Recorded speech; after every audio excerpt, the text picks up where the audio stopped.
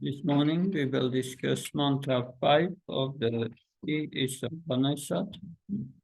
We'll first recite the verse Om Namo Bhagavate Vasudevaya. Om Namo Bhagavate Vasudevaya. Bhagavate Vasudevaya. Om Namo Bhagavate Vasudevaya. Om Namo Bhagavate Vasudevaya. Om Vasudevaya. Tat Jati Tanai Jati. Tat Jati Tanai Jati. Tat Duret Tat Fantike. Tat Fantike. Tat Antarasya Sarvasya. Tat Antarasya Sarvasya.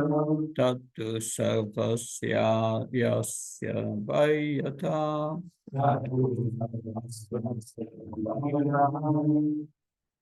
Word for word. Tat, the Supreme Lord, Ajati, walks, Tan, he, na, not, Ajati, walks, Tat, he, Dure, far away, Tat, he, you, also, Antike, very near, Tat, he, Anta, within, Asya, of this, Sarvasya, of all, Tat, he, you, also, Sarvasya, of all, Asya, of this, Vayataha, external to. The Supreme Lord walks and does not walk, is far away, but is very near as well. He is within everything, and yet he is outside of everything. So please repeat, the Supreme Lord walks and does not walk.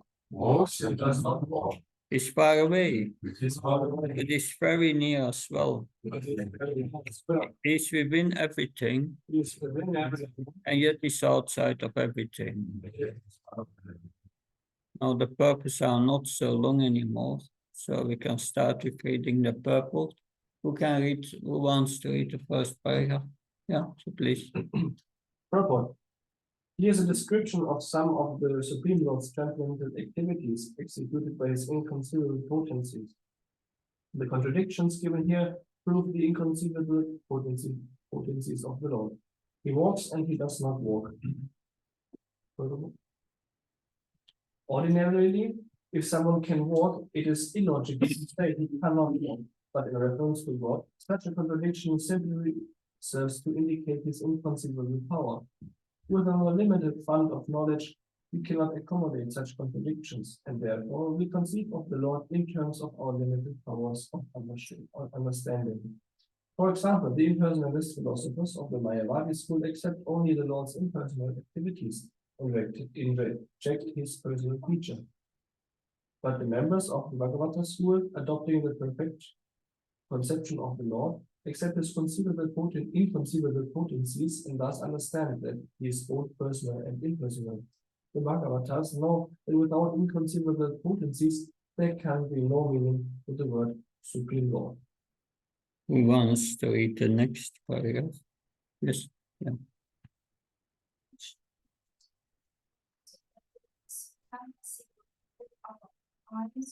The Lord has no personal existence.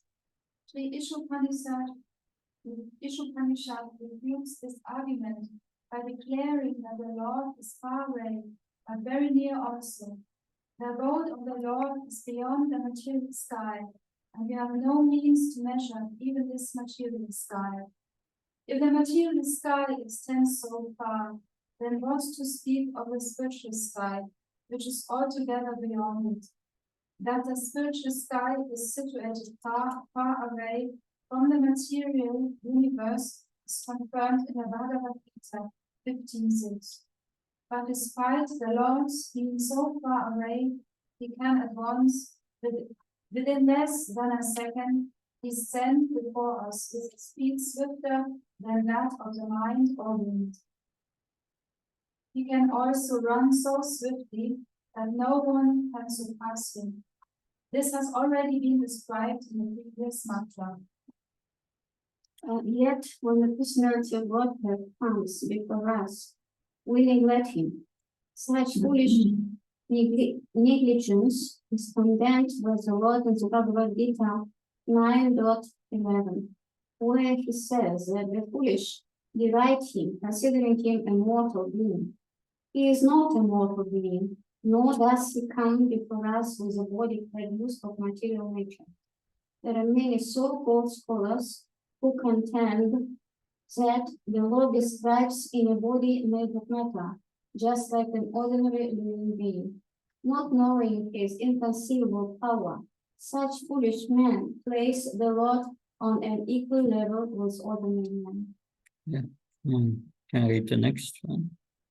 Because he is full of inconceivable potencies, God can accept our service through any sort of medium, and he can convert his different potencies according to his own will.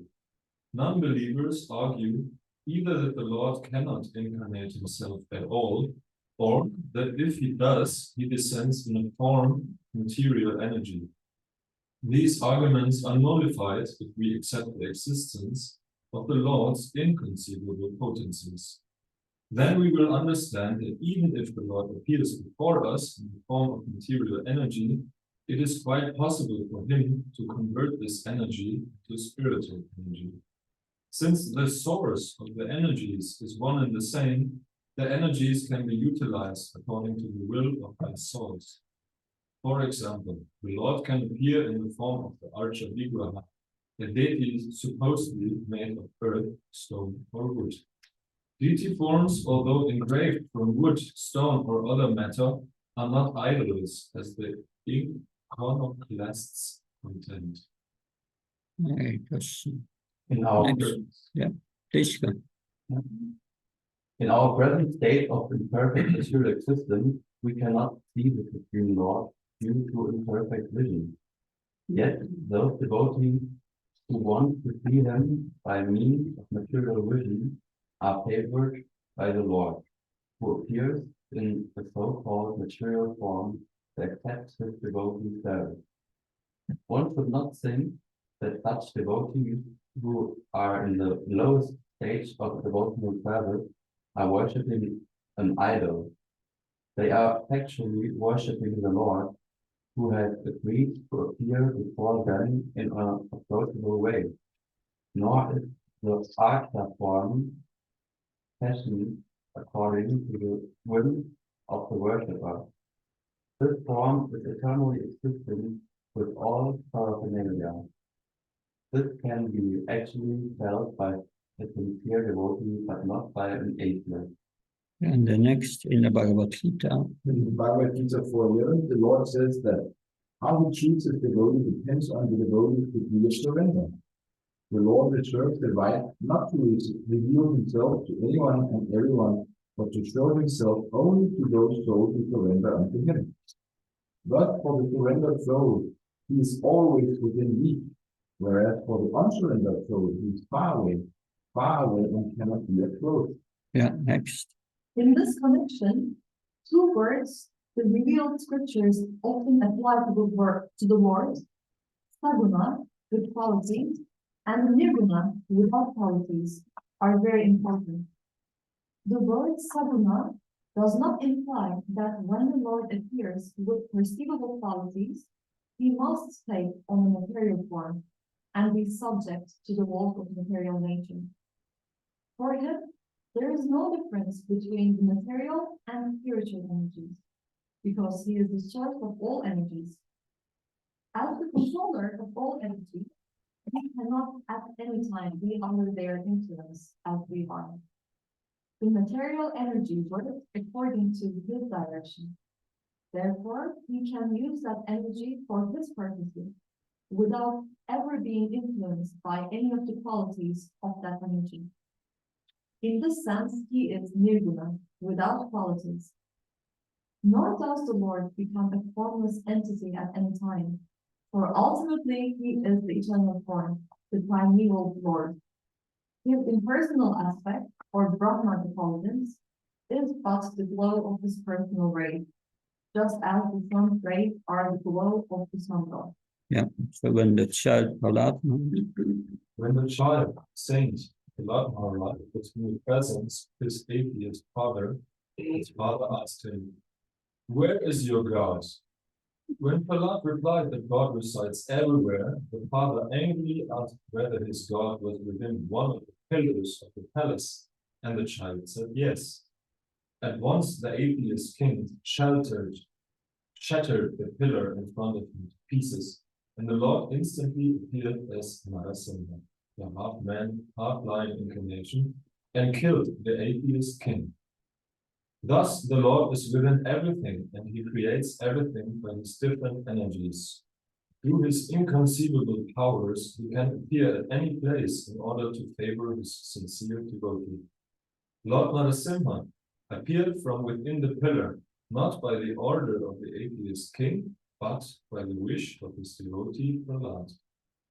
An atheist cannot order the Lord to appear, but the Lord will appear anywhere and everywhere to show mercy to his devotee.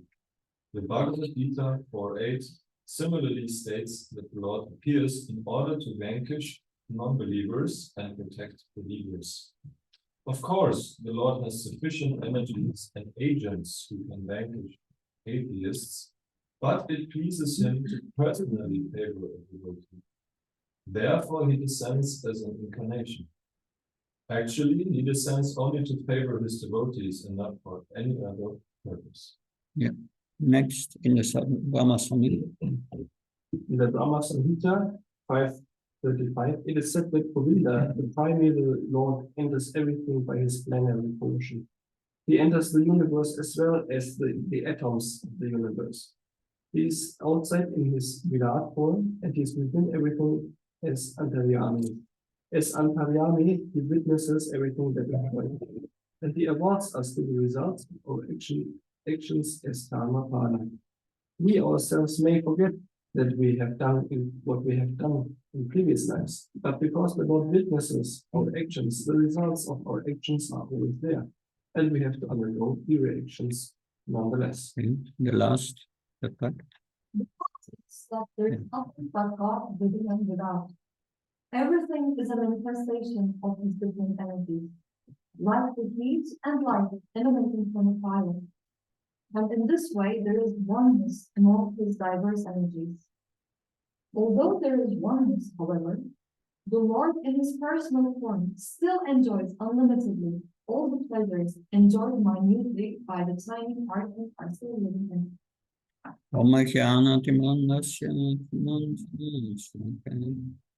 Sakshurmritam Jena Tasthi Grave Namah Ichetayamanopistam Stravitam Jena Bhutam Brahmopagadhamayam Tadadisham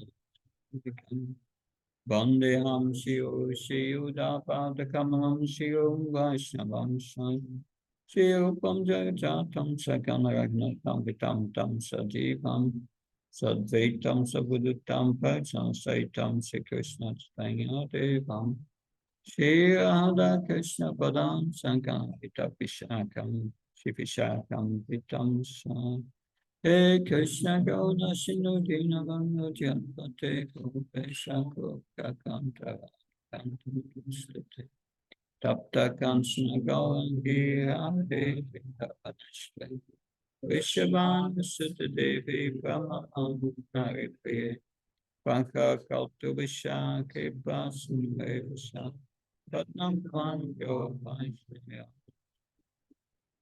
Jaya Shri Krishna Chaitanya Prabhu Nityananda Shri Advaita Vedanta Hare Krishna Hare Krishna Krishna Krishna Hare Rama Hare Rama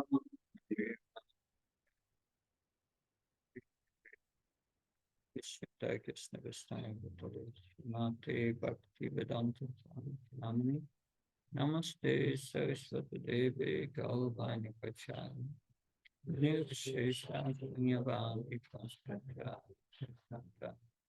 Kila Prabhupada Ki Jai.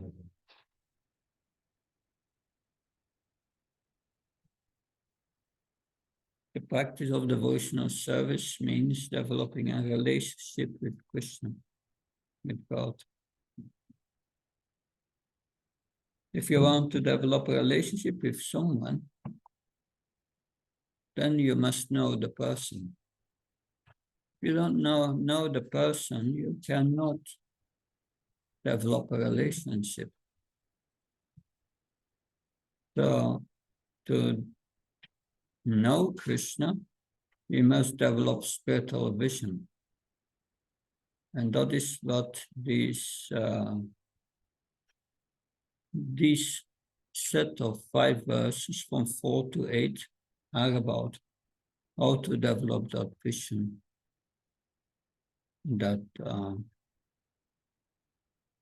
Krishna's nature is different than the conditioned living entities. That although we are both spiritual, Krishna is the Shaktiman, the origin of all energies. And because he's Shaktiman, the original of all energies, is unlimited. He can do everything and anything. That and that is an aspect that we will discuss. Srila Prabhupada in the purport makes that clear. Yes, is beyond our logic, translogical. In the Bhagavad Gita we hear also is Ajja is unborn. He appears in the self-same body always. Other forms, but the self-same spiritual body. That is appearing because of his Atma Maya. By his own sweet will, by his own energy. Atma Maya. We are not appearing in this world by our own sweet will. We are forced to appear in a certain body. But these characteristics of Krishna, they are all through the Bhagavad Gita explained. We will hear. Yes, here it is said, the Lord walks and does not walk.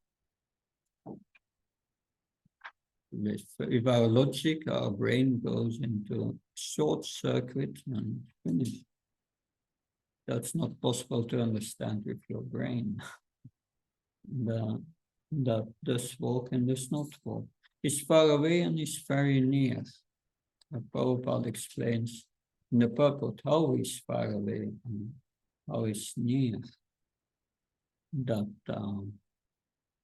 So this is Bhagavad Gita 13 to 16. Pahirantasa bhuta namarcham charmaivasha suksmatvat tat abhikyenam durastam santike satat. Durastam santike satat. Although far away is also near to all.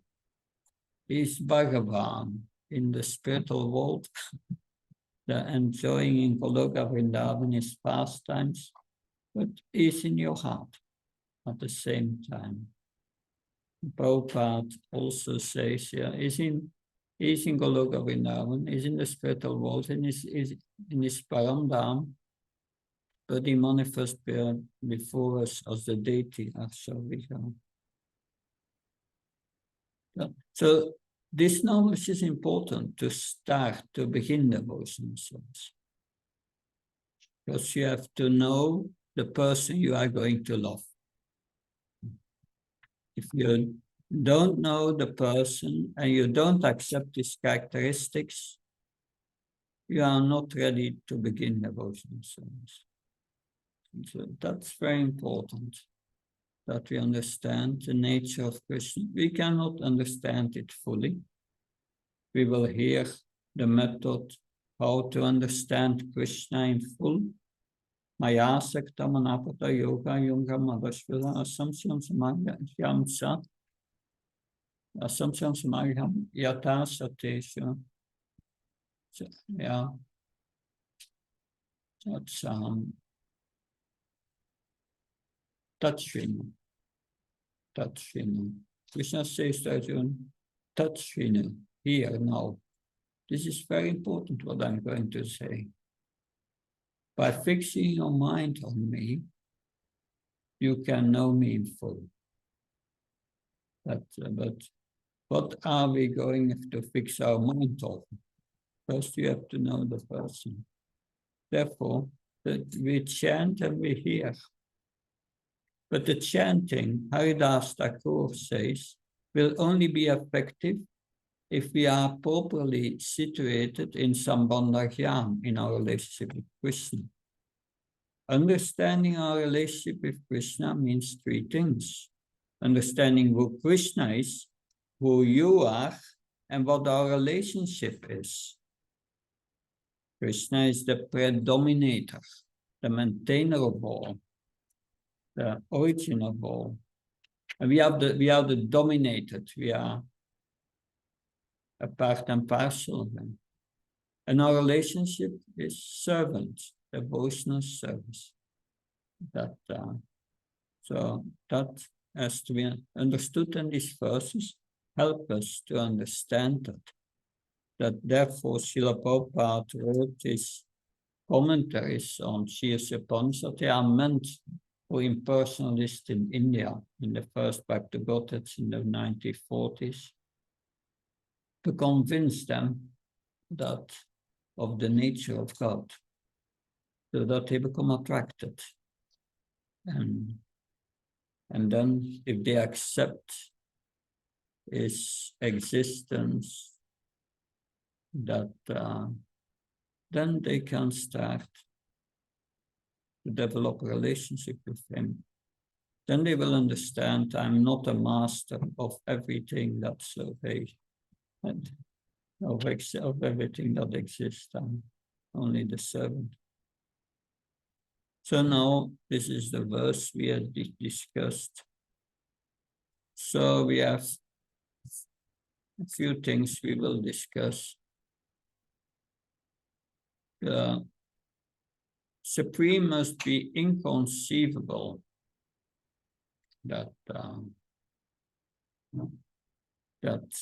was the first paragraph. Yes. So probably a question to you, what you explain now is to the topic, what is our relationship with Krishna? Is this actually individual way you put some words to it? I mean, it's for sure it's an individual thing, how we develop. There's two stages in understanding that relationship. The first stage is understanding I'm a servant. That's the first.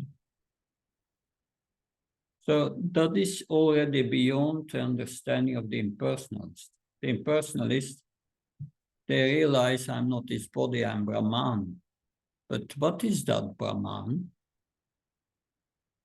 The Brahman is a part and parcel of Krishna.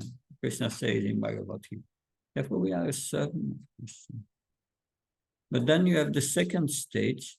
If by performance of devotional service you become purified, Krishna will reveal your real spiritual nature. And he will reveal what kind of servant you are.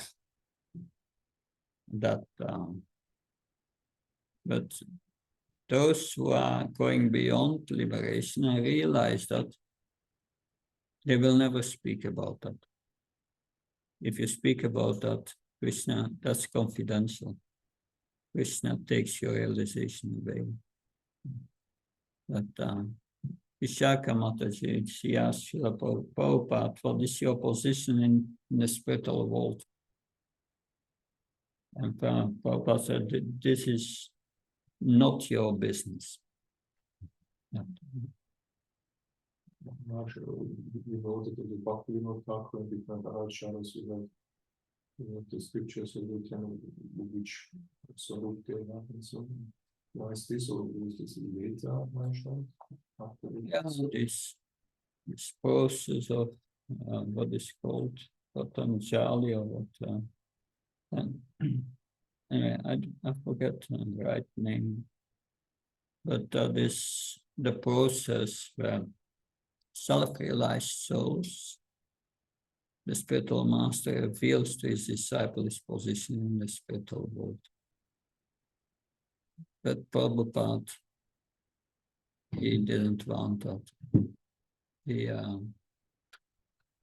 He always said that's nothing you have to be concerned about. Krishna will reveal it to you.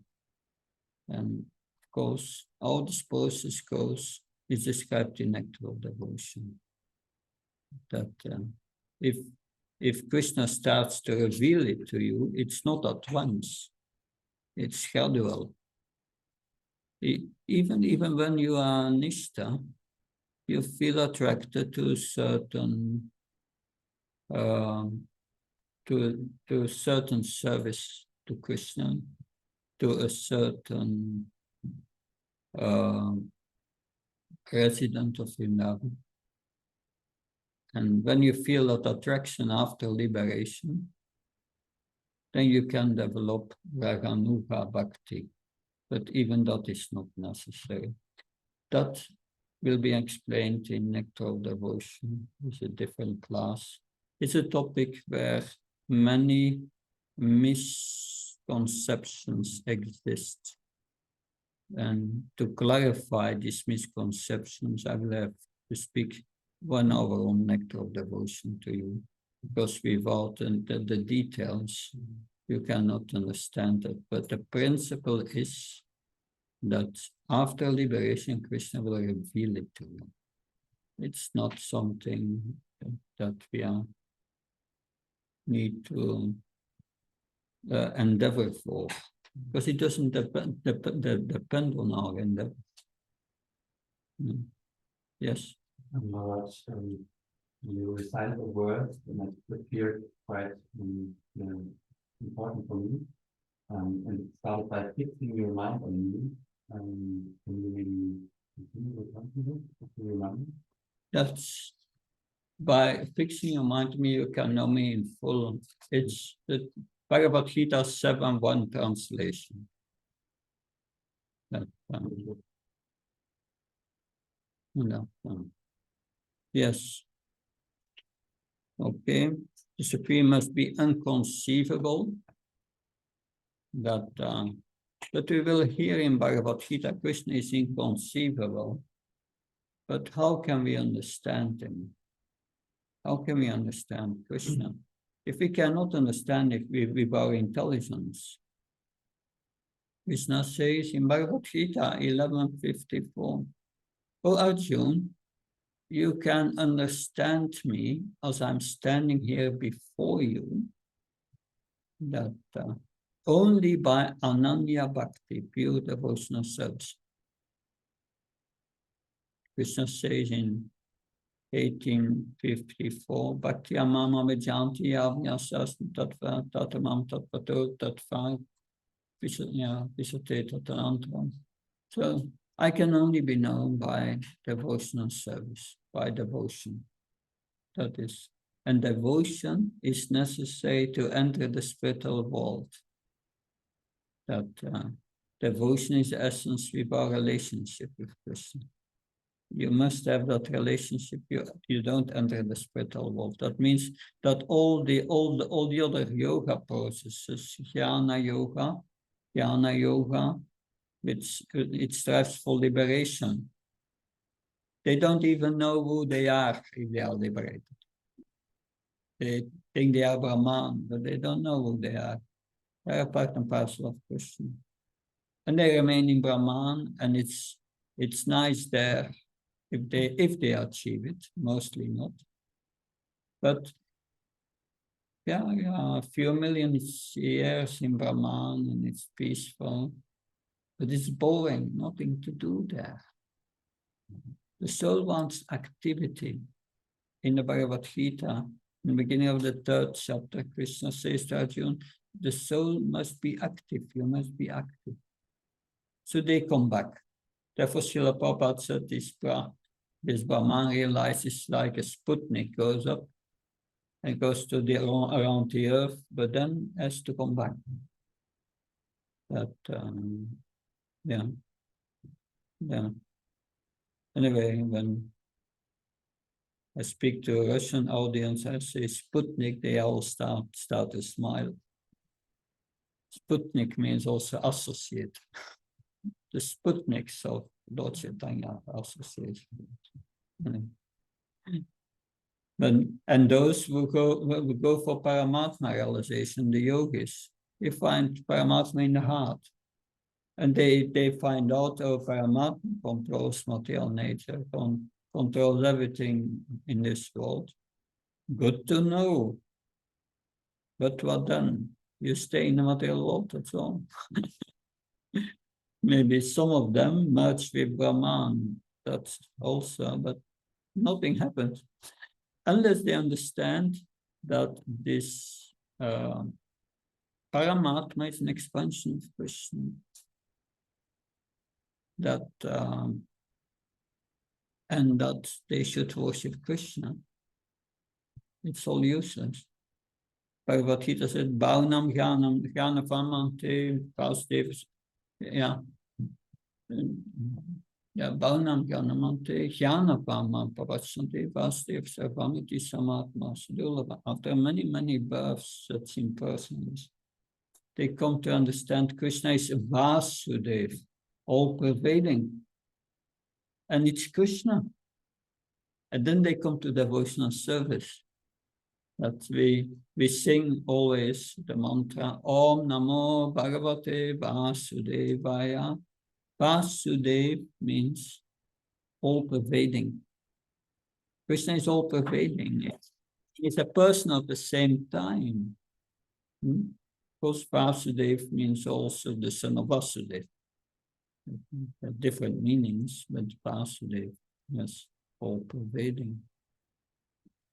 It's inconceivable, yes. I want to ask, so Krishna said in the beginning of the 3rd chapter of Bhagavad Gita that everyone's forced to act, but say an impersonal state refers to our situation in this world, and he doesn't agree that the soul will get bored in Brahman realization. And what scriptural evidence could we say that this is not the permanent situation of the soul? And Brahman realization. Yes. Yeah, that's the example. The proof is in the Bhagavatam. That's in the Atmaram verse 1, 7, 10. You read that, and you will see we have there Sukadev Goswami, who is Brahman realized. And he becomes attracted to verses about Krishna. That means there is a higher pleasure than Brahman. That there is Parabrahman. Ananda, the real. So there is a higher pleasure. Otherwise, when they give up the world, and they have given up all their attraction to the world, and they are in Brahman, then why Sukadev Goswami became attracted to hearing? He was an impersonalist. He was situated in Brahman. Why did he become attracted? There is a higher pleasure. And higher pleasure lies in our relationship with Krishna. So if the heart is pure, and you hear about Krishna, you become attracted. And that's the proof that there is a higher pleasure beyond Brahman. And that's explained in Nectar of Devotion. He says one spark of the happiness of Brahman cannot even compare with the millions time, if you take millions of time, the bliss of Brahman, it will not compare with the happiness of pure devotional service in our lives. So it's just a stage. Yeah. But these impersonalists, they make one error. They reject a part of the scriptures and they accept another part. They say Vyapa Harika, and I forgot the terms, but there's a higher part of the scriptures which speaks about Brahman and so on. And the lower part is about things in this material world, and they reject that. But that is not in the scriptures that you can do that. That is their speculation. That's not in the scriptures. There are many things you will learn about impersonalists in the Bhagavad Gita and so on. So how is the absolute truth far yet near, we heard? We will, and then our path goes to deity worship to show how Krishna accepts our food to the deity, which is very near, always in Goloka Vrindavan. Then Nirguna, but it's Nirguna, and then yet Saguna. We will discuss that. Nirguna, the impersonalists say, is God has no material qualities. He has no qualities that at all. It's just Brahman. But Brahman, it means consciousness. That's a quality. So there is quality. But Krishna is Sagun. He has transcendental qualities beyond this world. And we'll hear that about his qualities. How the Lord pervades everything yet is separate. That's the mystery we need to understand. So let's start exploring this. The Lord must be inconceivable. Jiva Goswami in his Sandarbha was discussing this inconceivable feature of the Lord. The Lord must be inconceivable. So the absolute truth is not illogical, but translogical, Jiva Goswami says. Let logic be our minister, not our master. It's not the logic as a supporting role, but cannot decide everything about the absolute truth. That's wrong. Don't make logic into a secular God. So yes, but what's the difference between illogical and translogical? Illogical means that it's below the logical level. And all that is above logic is translogic. What does it mean? Below and above logic. Below means that something does not make sense. That something is so insensible, so silly that it cannot stand the scrutiny of logic and it falls apart. So someone said to Prabhupada, I'm God. And Prabhupada replied, I'm the Queen of England. It's silly. So translogic means that in whose presence logic cannot stand. That God is so great and supreme and is superior to our logical faculty. Thus logic becomes supreme. Don't make God in a secular God. Logic is subordinate to God. So let logic be our minister, not our master. That is, and then the logic is compared to a torchlight. A torchlight at night helps us to see things in the light. But if I point to the sky with the torchlight, with the intention to see the sun, the torchlight is not useful for us to find the sun in the sky. Then the sun rises on its own. We can see the sun with the help of the torchlight. We do not deny the role of logic. We need to use logic to understand what is right and wrong. Logic does not substitute for experience. When I go to the doctor to find out my disease, then I need to use my logical faculty to understand what is the doctor saying. Now, is it possible that just using our logic faculty that we can understand something beyond our experience? Logic can help us to understand the difference between shadows. It cannot help us to understand the difference between shadow and real spirituality.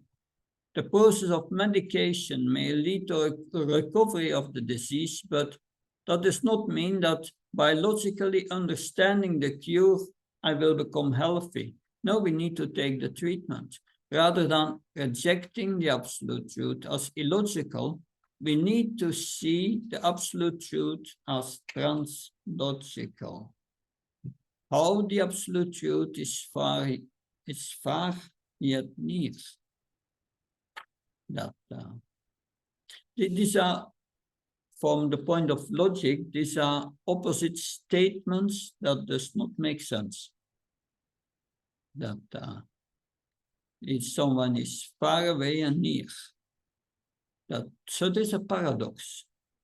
Opposite seeming statements that make sense, that will make sense at a deeper level. So, but what is the difference between contradiction and paradox?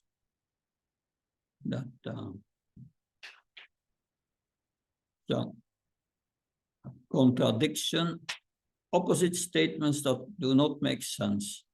Paradox, opposite seeming statements that make sense at the deeper level. Like I say, the least corrected people are the most correct. Think about it. Yes, it's true, but it looks opposite. Because those who are least corrected, they have the most correct behavior. Similarly, the scriptures give us contradictory statements. The deeper meaning must be understood by deeper contemplation.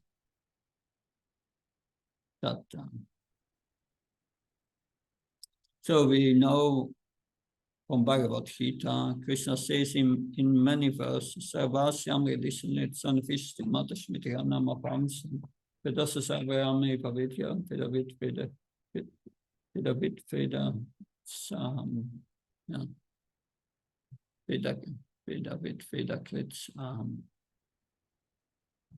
I'm situated in everyone's heart. For me comes knowledge, remembrance, and forgetfulness. I'm to be known by the Vedas. I'm the compiler of the Vedas and the knower of the Vedas. So that's, Krishna says, I'm in everyone's heart.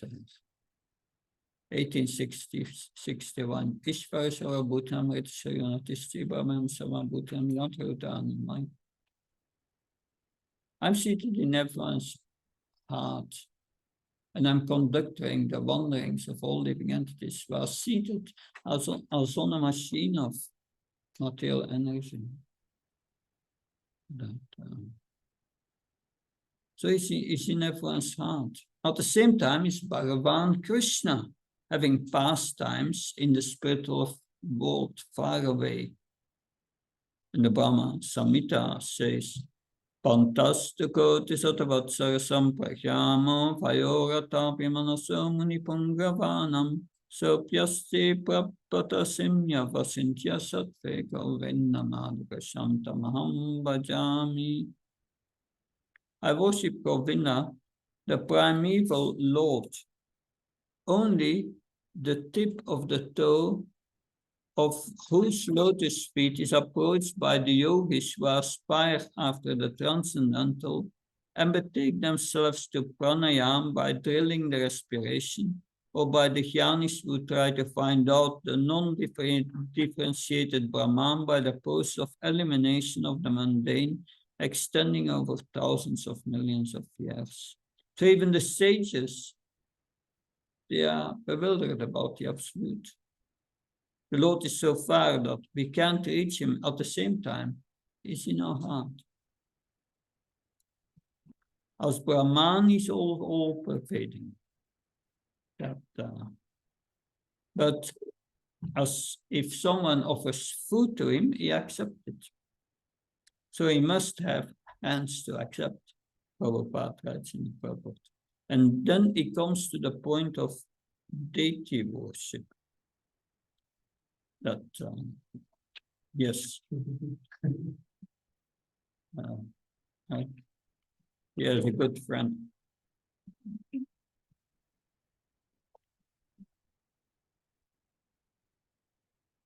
So,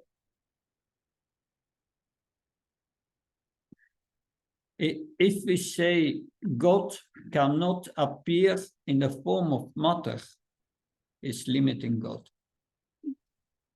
Matter. Een mogelijkheid is S en S Electro und op het adres Witsmansberg in Salzweg. It's too enthusiastic. That,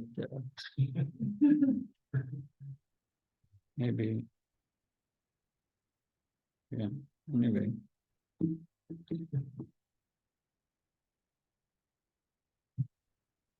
Yeah, to say that God cannot appear in matter is to limit him. Think about it.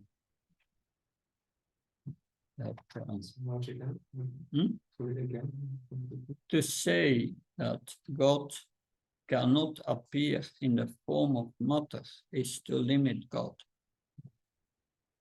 So that's the unlimited feature of God. That someone asked my Guru Maharaj, Bhakti Maharaj, can Krishna make Govardhan Hill so heavy that he cannot lift it? Interesting question. He answered, yes, he can do it. And still he will lift him. He will lift Govardhan. And that is, So here we have the elephant. The elephant can sit down so that the child can touch his head. Child and the elephant. Here, the elephant comes down and the child touches the head. So if Krishna reveals us, comes down to reveal himself to us, then we can directly have contact. And he comes down, he appears before us as the deity.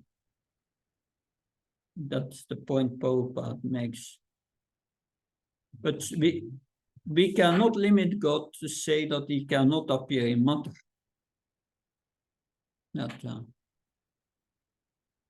In the purport, Srila Prabhupada has used the word iconoclast.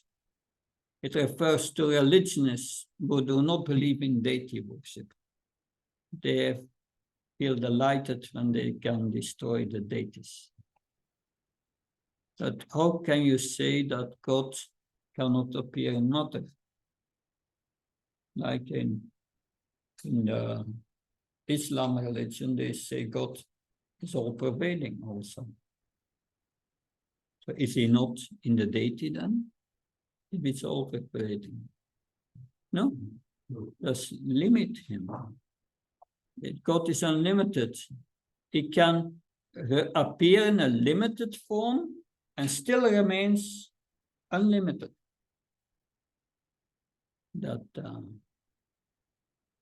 So this example here that we see on the screen is from Pillai Loka Acharya, probably from South India. South Indian. Pillai Loka Acharya gives the example of the elephant. The child wants to touch the elephant but cannot reach it. For the child, it is not possible, but if the elephant comes down, then the child can touch the head of the elephant. See, a big elephant. With our material senses, we cannot see the Lord, but when the Lord descends from the spiritual world, from the spiritual realm to the material realm, we can perceive him. So God is unlimited, so he can appear in the form, in a limited form, and still remain unlimited. The elephant can sit down and have the same power as it stands. So God's primary concern is to make himself accessible to us. When Krishna manifests himself, the deity made of matter becomes spiritualized. Krishna is not concerned primarily with his mercy and with his accessibility. Therefore, he comes down as the deity. He manifests to us and becomes accessible to us. The deity may appear material to us, but the deity can't move and cannot talk. The deity can't move, cannot talk.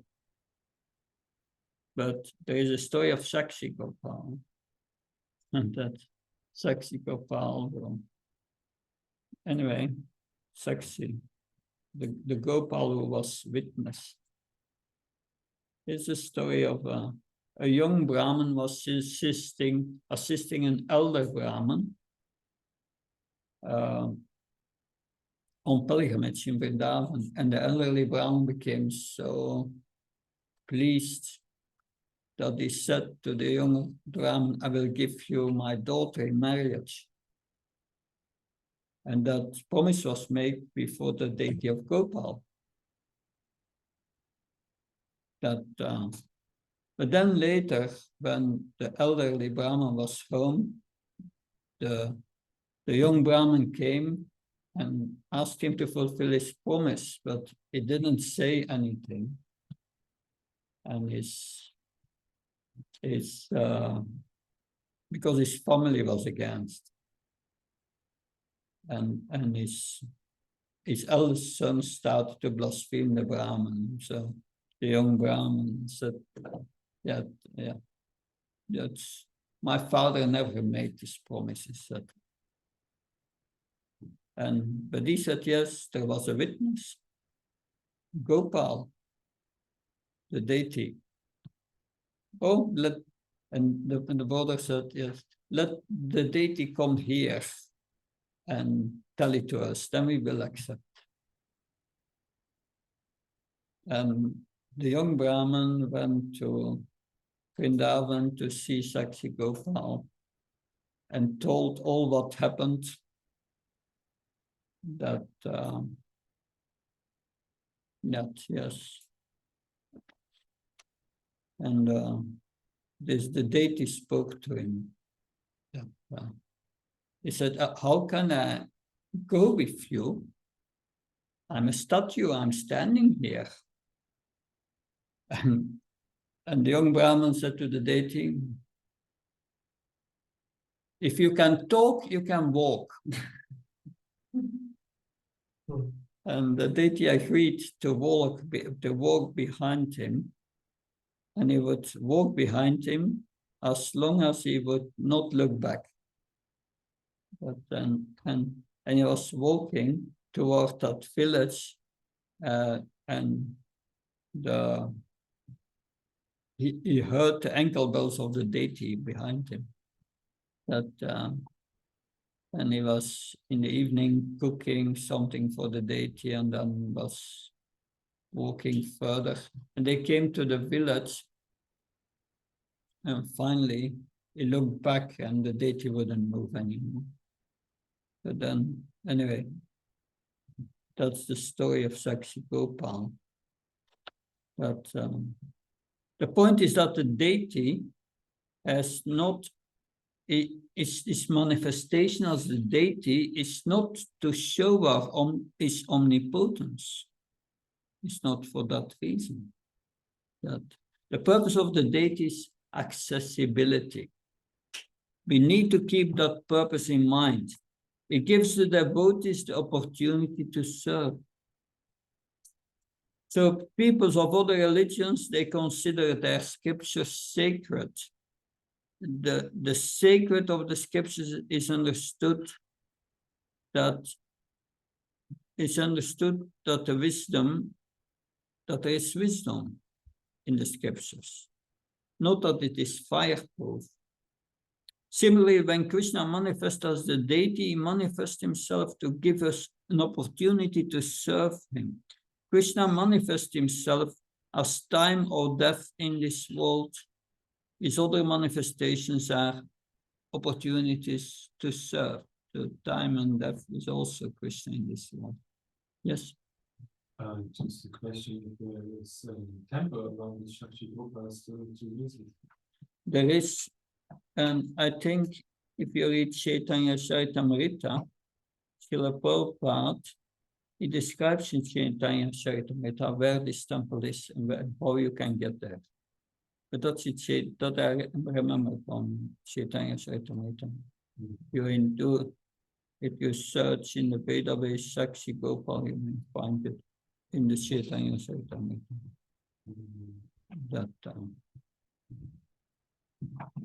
Okay, to say that God can't appear as mother is to limit him. Elephant sit down so that the child can touch its head. No, there are 3 levels of seeing the deity. The first is, we have here 1, 2, 3.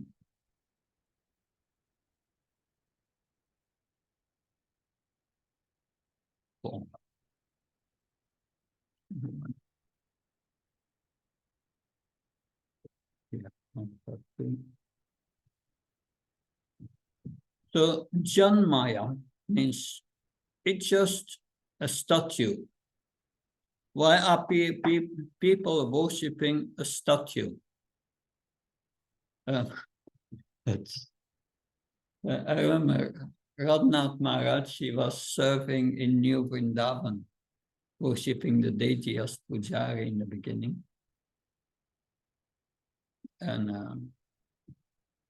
And his father came to see him. And his father said to him, "You are an adult man. Why are you still playing with dolls?" With dolls.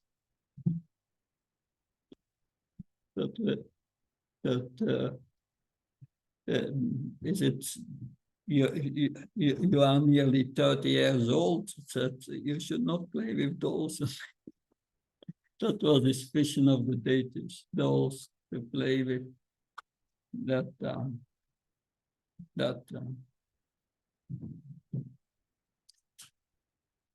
So yeah, of course, in this world, if someone makes a statue of an important person, that this person has nothing to do with the statue, really. But then you have Manomaya, a symbolic representation of the absolute truth. That so a person perceives the deity as a symbolic representation. So the Lord is formless, but one needs to ascribe a form to the Lord because one wants to exchange emotions. That like a flag is a symbol of patriotism. The flag invokes feelings of patriotism. The idea of a flag is wrong, as it is presenting something abstract. But impersonalists would think that the absolute is formless, see the deity only to invoke devotion. That's a temporary person. So everyone, as his Ishtadev, can worship the form to his choice until he has understood that God has no form, and then he goes beyond it. That's what they think. So this is an idea which is not in the scriptures. It is the mockery, invention of the impersonalist. It's a monstrous idea. Yes. What is the reason behind Christianity saying that one should not make a picture of? That comes from the Old Testament, that where Moses came from the mountain, and he told Moses, his people, you should worship the supreme God, that not all these other gods.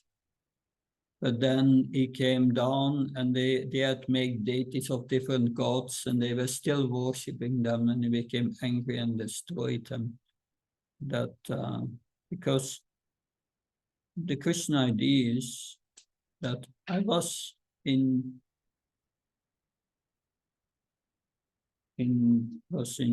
2004 or something, or earlier, I think. I was in Bergamo, Italy, for a meeting of it was a meeting of ISKCON Communications. And we had a meeting with representative of the Vatican, a representative responsible for the relationships with the Hindus. And he was from Hindu. He was from India, an Indian, but he was a Christian. Yeah. Monsignor Macheta or something.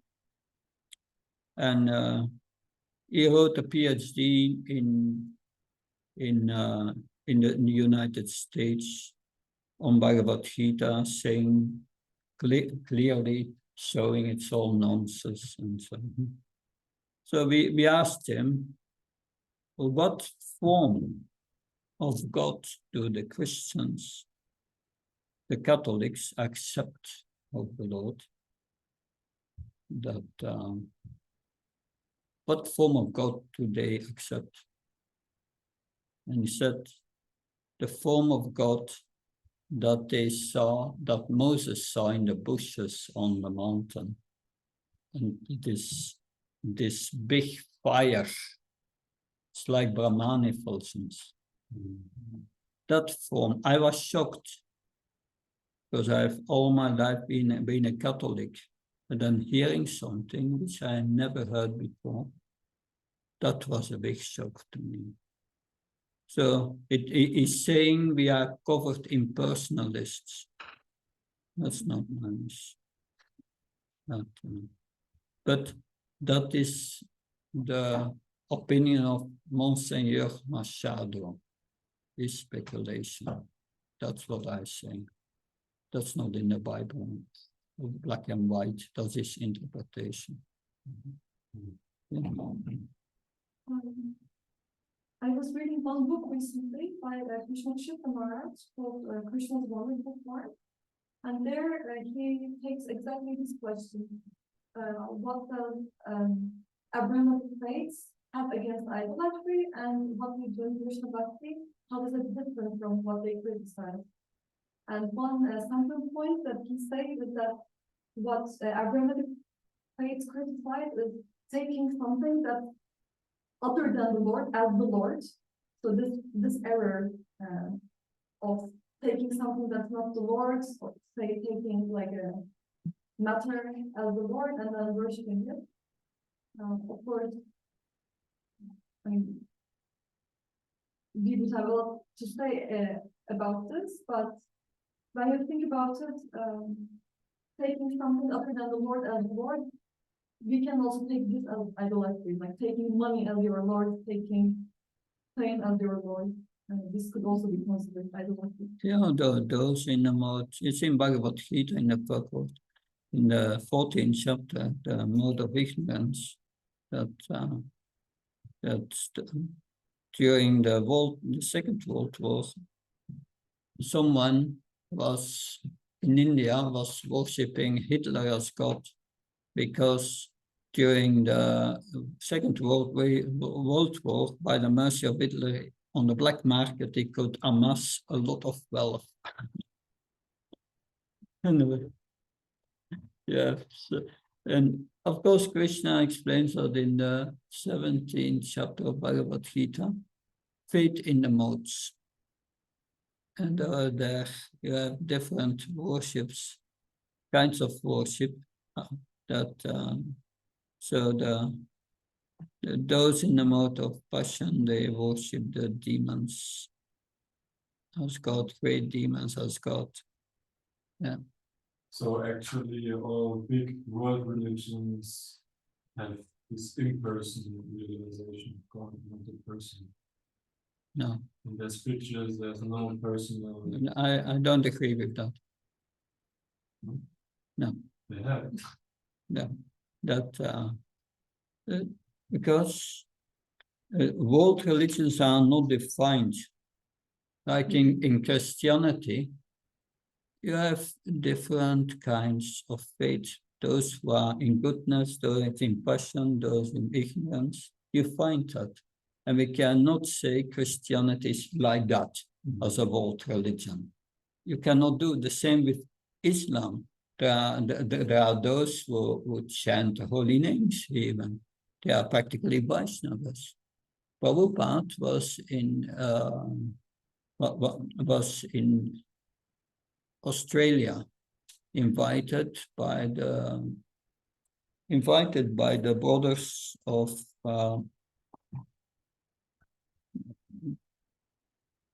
Franciscan brothers, followers of Francis from Assisi. And he told them, you are also Vaishnavas. That is interesting. And that it's not that, yeah, they understand the inconceivability of the Supreme Lord. But some Christians don't understand.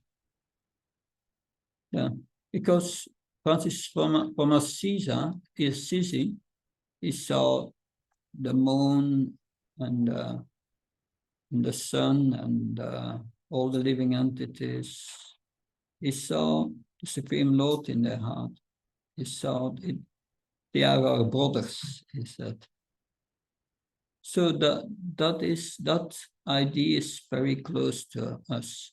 He saw Krishna in the heart of everyone. Okay. But they not really have in the Islamic or Christian scriptures like a description of how the Lord looks like its personal form. No, that detailed information you find only in the Vedas. Prabhupada makes that clear, where Krishna lives, how he looks like, and so on. That is there. And they also don't worship the form. Yeah. Not really, but it does not mean that they see, if they see the Supreme Lord in everyone's heart, that they are impersonal. That's also, yes. I'm from Turkey, and I was recently talking to a friend who was studying to be an Islamic scholar, and I was asking him what he did for your master's thesis on, and he said that he was looking at how God's body was perceived in early Islam, because he didn't know anything about Bhakti or me, my background. He was saying in early Islam and in Quran, God has several physical details about his form, and he was giving evidence to me that in early Islam people perceived God to have a body with hands and there's a throne that he sits and these things. And then later Islam, this concept disappeared rapidly in most branches of Islam, not most. Yeah, these things are there. It's not because, like, especially the Islam, it's not a one block religion. It's a whole history of how it came together. And there are so many sects of divisions in Islam. And you know that in the Middle East, they are fighting about these divisions already since centuries. Anyway, but what I just want to say is we cannot categorize this world religion because there are individual practitioners who have different realizations and also different groups. We cannot categorize and put a stamp on it. These are impersonalist. That's not true, because therefore I did not agree with Machado when he said that is the form that the Catholics accept. I was also Catholic. I don't accept that. That's an error he makes. That because when I came to Krishna consciousness, I understood that God the Father is Krishna. The Son, this is the Trinity in Christianity. God the Father is Krishna. His Son is Jesus. We are all sons of Krishna, part and parcels. And the Holy Spirit is Paramatma. So this Trinity is perfectly there. Yes. Many Christians I meet on the street say that Jesus is God. Jesus is a pure devotee of God. He's as good as God. That is our explanation. That's what Prabhupada says. He's a pure devotee, therefore he's as good as God. But he's not God. But if you pray to God or to Jesus, for Christians it's the same. That he is God who came down in flesh. In some sense it's true, but it's not God. He's representative of God. And he was a Shaktiya base, he get the powers of God. So these things are there. So in that sense, we don't really disagree with the Christians. Because there are also, if we say Christians, then I read a book about the history of the Catholic Church and how the separation came with the Orthodox Church, and with philosophical points they discussed what caused that. And it's interesting to read, but anyway, that's beyond discourse, I would say. Yes. I have a question to the worship. I mean, it's clear when Singhadev, for example, here, he's invited by mantras also. But what about deities which are just built of material elements, and they are not invited? For example, you have some Singhadevis in the shop, or wherever you can buy them, maybe as a toy or something. But you could worship it also. Yeah, normally a deity is installed and one has to follow Panchatrika Vidhi. There's only one standard, Panchatrika Vidhi, and that requires installation of the deities. But if you worship a deity, you worship it for many years, it's considered installed. Krishna reciprocates to the deity. But anyway, that's also beyond this course. We can follow the deity worship course. It's very, very nice. Very nice. I think you had also. Yeah, oh, interesting.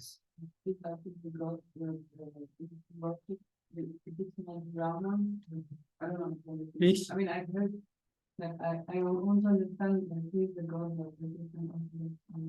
Who is God? Yeah. According to Christian Orthodox religion. Oh, yeah. And where do they, so these Christians, where will they go when they die? Yeah. they have practically the same belief as the Catholics, but there are a few things which they disagreed. And one of the points I remember is that point was brought up here is Jesus Christ is God. That and I think the Orthodox see that different. But there are very few more things. I don't remember it.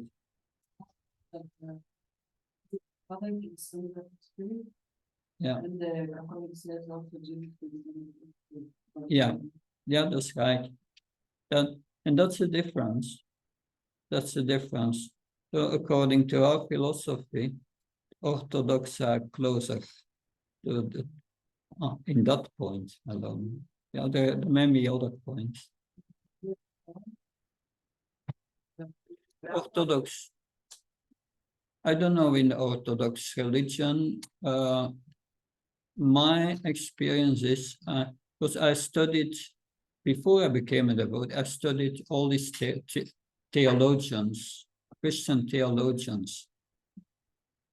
And I discovered that the Catholic Church has no clear theology. It's all confusion, different theologies, and therefore we have different groups between Catholicism and the church accepted these different theologies because they didn't want to lose. They didn't want to lose them. Otherwise, there would be no Catholic Church anymore. And we have to avoid that something happens with ISKCON also. We have, therefore, Prabhupada said, university in diversity. We should discuss that and tolerate the diversity as long as there is unity. But this is a big topic. That's very interesting that you think about it. Okay, we have normally they say they go to heaven, to Jesus Christ is in heaven. But I say it's a big topic. If you read the Bhagavatam, Prabhupada discusses at the end of the 18, at the end of the first canto, he speaks about the planets, Tapaloka, Janaloka, and so on. And he said sometimes great stages, it's nearly the planet of Brahma, they are all liberated souls. And sometimes these liberated souls, he says, they feel compassion for those in the earthly planets, and they come down as prophets or as messiahs. And that's a hint for Jesus Christ from Prabhupada. A very clear hint that, but yes, it's not our direct concern in this course here. So let's continue. So impersonalists see the deity as a medium to go to impersonal realization. The connection between a flag and patriotism is only a conception, an imagination. We cannot ascribe these things to this kind of forms to the absolute truth based on our imagination. It's incorrect. There is a direct connection between the picture and the person. Like a man, he keeps in his wallet a picture of his wife. If he changes the picture, what will his wife do? He will become furious, right? So, yes, the descending symbolism is that a person has an original reality, and the representation is based on that reality. That is based on the original nature of God and is depicted in the form of the deity. So Krishna is the Supreme Lord. He's all-pervading. He can manifest wherever he wants. The deity of the Supreme Lord is a manifestation non-different from him. So they are performing prana pratishta when they install a deity, and they invite the Lord to descend and manifest in the deity. From that moment, the Lord is manifesting himself as the deity. And of course, therefore the deity is non-different from the absolute truth. In Nectar of Devotion, you will learn Atas Krishna Namadi Nabhavat Gram Indriya Sevamukhi Ijivadro Sprameva Spratyada. Because Krishna's form, quality, and pastimes, etc., are on the absolute platform, material senses cannot therefore appreciate them. So when a conditioned soul is awakened to Krishna consciousness and renders service by using his tongue to chant the holy name of the Lord and taste the remnants of food, the tongue is purified, and one gradually comes to understand who Krishna really is. So the Lord manifests himself when our senses become purified. That's a fact. If we attain liberation, we can see Krishna eye to eye. We develop love for Krishna. That's the condition. So the Lord is merciful and want to be accessible to us. We have the prayers of Gajendra here. That because I think, yeah, these are these prayers. The Supreme Personality of God that has no material birth, activities, name, form, qualities, or faults, to fulfill the purpose for which the material world is created and destroyed, it comes in the form of the human being like Lord Ram and Lord Krishna. By his original internal potency, he has immense potency, and in various forms, all free from material contamination, he acts wonderfully. He is the Supreme Brahman. I offer respect to him. So he appears in various forms, he says, and is free from all material contamination. What does that mean? So Krishna says, if one surrenders unto me, I reward him. But how can he reward this if he's far away? So also Nrsingadev came out of the pillar. Prahlad Maharaj said, because his father was saying, is he in the pillar also? And Prahlad Maharaj said, yes, he's also in the pillar. And he came out of the pillar. But Prahlad Maharaj is not worshipping the pillar. He's worshipping Lord Nrsingadev. And of course, Yasoda Maya, when Krishna came from herding the cows, and playing with the cowherd boys, then Krishna's friend said to Mother Yasoda that Krishna has eaten dirt, or Balaram said, Krishna has eaten dirt. And Mother Yasoda said to Krishna, did you eat dirt? And Krishna said, no, they are saying this because they have lost the game today. And Mother Yasoda said, open your mouth. And then she showed all the universes in his mouth, a lot of dirt. And this is the Prana Pratishta ceremony that we mentioned, Krishna and Balaram. Yeah. So that means, to finish, Krishna is Nirguna, is nothing to do with the three modes of nature. Because this Nirguna, the Nirguna can have two meanings. That one meaning is nirguna, he has no qualities. The other meaning of nirguna is that he has nothing to do with the modes of nature. He's not affected by the modes of nature. And impersonalists, they take nirguna as no qualities, sunya, nothing. But the devotees understand nirguna as that Krishna is not affected by the three modes of nature. Not that he has no qualities, he has transcendental qualities. He is saguna, he has transcendental qualities. Good. That's the lesson for today, mantra 5. And then we continue with mantra 6 at 11. Jai Prabhupada.